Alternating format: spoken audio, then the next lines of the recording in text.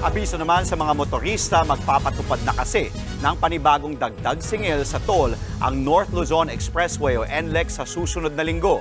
At live mula sa Balintawak, nasa frontline ng balitang yan si Dave Abuel. Dave, magandang umaga. At kailan na ipatutupad itong toll hike at magkano ang itataas? Andre, sa June 4 na magsisimula ang dagdag singil sa toll fee sa North Luzon Expressway. Parte ito ng pangalawang tranche ng toll rate adjustment ng NLEX.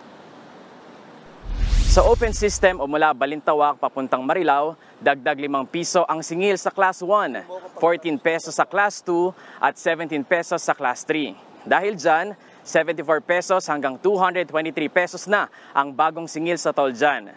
Sa closed system naman o yung mula Marilao papuntang Santa Ines, 21 pesos hanggang 65 pesos ang madadagdag. Sa Subic Tipo naman, 2 piso hanggang 8 piso ang itataas ng singil. Kung babiyahe ka ng end-to-end o mula Balintawak hanggang Santa Ines, 27 pesos ang madadagdag sa Class 1, 68 pesos sa Class 2 at 81 pesos sa Class 3. Dahil dyan, 359 pesos na ang Class 1 habang 1,076 pesos na ang magiging singil sa Class 3. Noong nakaraang taon, ipinatupad ang unang tranche ng dagdag singil sa toll. Habang ngayong taon naman, ipapatupad ang consolidated petitions para sa taong 2018 at 2020. Hinati sa 2 tranche ang mga dagdag singil para hindi mabigla ang mga motorista. Hati naman ang mga motorista sa dagdag singil. Narito ang kanilang pahayag. Para sa akin, mabigat na naman po yun. Pasani ng mga kagaya nito, nagbabiyahe. In terms of additional, siguro okay lang naman basta meron namang improvement sa service.